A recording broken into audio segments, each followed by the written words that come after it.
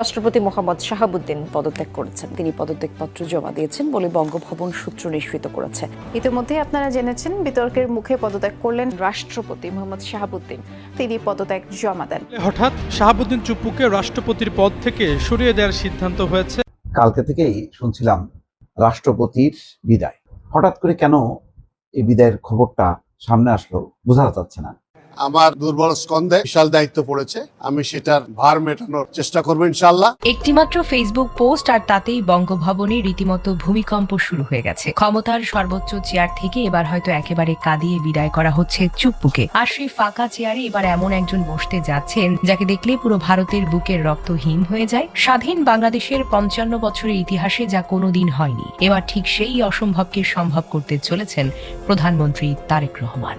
বঙ্গভবনের গদিতে তিনি এবার ভারতের জমখ্যাত এমন এক কড়া সরকারি বড় কর্তাকে বসানোর ছক কষেছেন, যার নাম শুনলেই দিল্লির ঘুম হারাম হয়ে যায়। কে এই নাসিমুল গনি, আর কেনই বা তাকে বঙ্গভবনে বসানোর মতো এত বড় মাস্টার প্ল্যান করা হচ্ছে?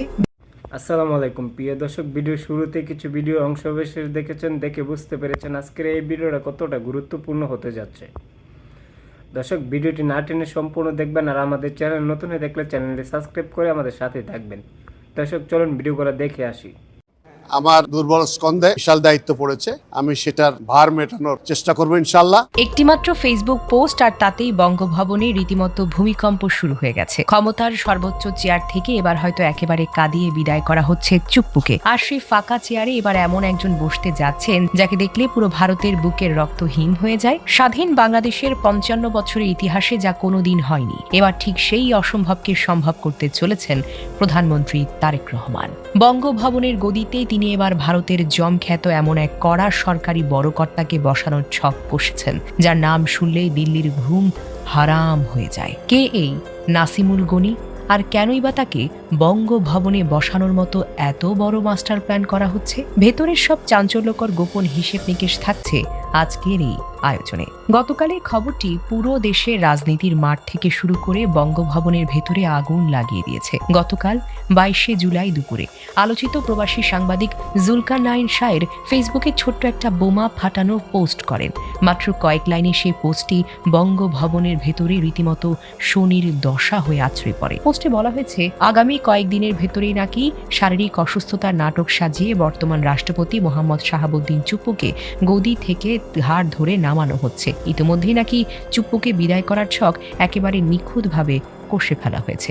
অন্যদিকে রাজনৈতিক বোদ্ধারা ভেবেছেন চুপ্পুর এই রাজকীয় গদিতে হয়তো বিএনপির অনেক পুরনো কোনো বড় নেতার কপাল খুলবে বটে। সবাই ভেবেছিলেন কোনো বড় নেতার হাতে উঠবে বঙ্গভবনের চাবি, কিন্তু এখানে সবচেয়ে বড় তুরুপের তাসটি খেলে দিয়েছেন চতুর খেলোয়াড় প্রধানমন্ত্রী তারেক রহমান। তিনি কোনো বড় নেতাকে নয়, বরং ক্যাবিনেট সচিব নাসিমুল গনিকে বঙ্গভবনে বসানোর চূড়ান্ত নীল নকশা সাজিয়েছেন বলে দাবি করা হচ্ছে। আর এই খবরটি প্রকাশ্যে আসতেই মোদি প্রশাসনের কপালে ভাঁজ পড়ে যায়। সোজা কথায় পুরো দিল্লির বাবুদের মাথা নষ্ট করার জোগাড় হয়েছে যাকে বলে। স্বাধীন বাংলাদেশের গত ৫৫ বছরের ইতিহাসে আজ পর্যন্ত সরকারি কোনো বড় কর্মকর্তা সরাসরি রাষ্ট্রপতির চেয়ারে বসার সুযোগ পাননি।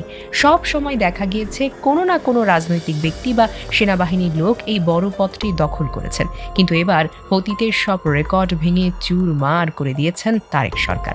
তিনি এমন একজনকে বঙ্গভবনের চাবি বুঝিয়ে দিতে চেয়েছেন যিনি প্রশাসনের ভেতরে এক তেজি সিংহ। তিনি মূলত ১৯৮২ সালের ব্যাচের বিসিএস প্রশাসন ক্যাডারের একজন ভয়ঙ্কর মেধার অধিকারী কর্মকর্তা। সরকারি চাকরির ইতিহাসে ১৯৮২ ব্যাচের মেধার এক বিশাল খনি যাকে বলা হয়। আর সেই ব্যাচের ১৪২ জন বাঘা বাঘা কর্মকর্তার কঠিন লড়াইয়ের ভেতরে নাসিমুল গনির অবস্থান ছিল ষষ্ঠ। সবচেয়ে বড় চমক হলো তিনি ২০২৪ সালের ২৩শে ডিসেম্বর সিনিয়র সচিব হিসেবে স্বরাষ্ট্র মন্ত্রণালয়ে যোগ দিয়েছেন। প্রশাসনের অন্দরমহলে তিনি অত্যন্ত ধুরন্ধর এবং বুদ্ধিমান কর্মকর্তা। তার মতো একজন কড়া সরকারি কর্তাকে রাষ্ট্রপতির চেয়ারে বসানোর খবর শুনেই অনেকেই ভয়ে কপাল চাপড়ানো শুরু করে করেছেন। এদিকে নাসিমুল গনির মতো এমন একজন বাঘা কর্মকর্তার নাম সামনে আসার পর থেকেই ভারতীয় মিডিয়াগুলোতে রীতিমতো গলাবাজি শুরু হয়ে গেছে। মোদী সরকারের পালিত গণমাধ্যমগুলো তাকে নিয়ে নানা ধরনের বানোয়াট কাহিনী ছাড়তে মরিয়া হয়ে গেছে। কখনো তাকে জামাত ইসলামের লোক বানানোর চেষ্টা চলছে, আবার কখনো হিজবুত তাহরির সাথে নাম জড়িয়ে বাজেভাবে ফাঁসানোর ফাঁদ পাতা হচ্ছে। কিন্তু দিল্লির এই চোখ রাঙানি আর চক্রান্তের পেছনের আসল কারণটি একেবারেই ভিন্ন। মূলত নাসিমুল গনি হলেন একজন কট্টর ভারত বিরোধী মানুষ। মোদী প্রশাসনের কোনো দাদাগিরি তিনি পাত্তাই দেন না। এমন একজন শক্ত মেরুদণ্ডের মানুষ যদি বাংলাদেশের সর্বোচ্চ পদে বসেন, তবে ভারতের সব খবরদারি চিরতরে বন্ধ হয়ে যাবে। ঠিক এই ভয়ে ভারতীয় গণমাধ্যমগুলো ভিত্তিহীন আষাঢ়ে গল্প বানিয়ে তারেক সরকারের এই মাস্টার স্ট্রোককে বিতর্কিত করার নোংরা ষড়যন্ত্র চালিয়ে যাচ্ছে। ভারতের লেজে গোবরে অবস্থা দেখে দেশের মানুষ বেশ মজাই পাচ্ছে। এই কড়া সরকারি কর্তাকে নিয়ে ভারতের বুকে যেন কাঁপন ধরে গেছে। তবে ভারতের গায়ে জ্বলনির আসল কারণ খুঁজতে গেলে বেরিয়ে আসে আরও এক ভয়ঙ্কর হিসেব নিকেশ। বাংলাদেশে বর্তমান চীন এবং পাকিস্তানের দিকে সম্পর্ক মজুত করছে। তারেক প্রশাসন নতুন করে জোট করার এই পদক্ষেপে মোদী প্রশাসন হিমশিম খাচ্ছে। বিদেশি পাড়ায় জোর খবর, আগামী ডিসেম্বরে শেখ হাসিনাকে দেশে ফিরিয়ে এনে বড় ধরনের দাঙ্গা বা মারামারি পাকানোর ভয়ঙ্কর চক্রান্ত করেছে দিল্লি। চরম বিপদের মুহূর্তে চুপ্পু যদি নিজের বিশেষ ক্ষমতা খাটিয়ে দেশে জরুরি ব্যবস্থা জারি করে বসেন, তবে পুরো বিএনপি সরকার বিপদে পড়বে। ভারতের নোংরা স্বপ্ন এবং মাস্টার প্ল্যানটি আগেভাগেই ধরে ফেলেছেন চতুর খেলোয়াড় তারেক রহমান। তাই মোদী সরকারের গোপন পরিকল্পনায় বুড়ো আঙুল দেখিয়ে চপ্পুর খেল খতম করার সিদ্ধান্ত নেওয়া হয়েছে। এ কারণেই চপ্পুকে ঘোল খাইয়ে বঙ্গভবন ছাড়া করার এই উদ্যোগ মূলত দিল্লির গালে বিরেট চপেটাঘাত। অর্থাৎ চুপ্পুকে সরিয়ে দিলে ভারতের জরুরি অবস্থা জারির স্বপ্ন চিরতরে ধুলোয় মিশে যাবে। প্রধানমন্ত্রী তারেক রহমান ভালো করেই জানেন, বঙ্গভবনে কোনো নরম মনের মানুষকে বসালে বিদেশের চাপে তিনি যে কোনো সময় ভয় পেয়ে ভুল করতেই পারেন। তাই মোদী প্রশাসনের দাঁত ভাঙা জবাব দিতে বঙ্গভবনের পাহারায় নাসিমুল গনির মতো এক সাক্ষাৎ জমদূতকে বসানোর সিদ্ধান্ত নেওয়া হয়েছে। যে কোনো কঠিন মুহূর্তে বা বিদেশি চাপের মুখে বঙ্গভবন থেকে যেন দেশের নিয়ম ভাঙার মতো কোনো হটকারী সিদ্ধান্ত না আসে, সেই পথে চিরতরে বন্ধ করে দিয়েছেন তারেক রহমান। নাসিমুল গনির মতো শক্ত মানুষ বঙ্গভবনে থাকলে ভারতের চাপ কাজ করবে না। শোনা হচ্ছে এই সাহসী সিদ্ধান্তের পেছনে জামাতে ইসলামের বড় নেতাদের সাথেও গভীরভাবে আলোচনা হয়েছে। তারেক রহমান এবং জামাতের এই যৌথ দাবার চাল রীতিমতো নাচিয়ে ছাড়ছে বাহিরের সব শত্রুদের। এই কঠিন চালে দিল্লির বাবুরা একেবারে কোণঠাসা হয়ে পড়েছেন। তবে রাজনীতির ময়দানে বাহিরের শত্রুর চাইতে ঘরের শত্রুরাই অনেক সময় বড় গলার কাটা হয়ে দাঁড়ায়। নাসিমুল গনির বঙ্গভবনে যাওয়ার পথে বড় বাধা হয়ে দাঁড়িয়েছে খোদ বিএনপির ভেতরের এক বিশাল সিন্ডিকেট।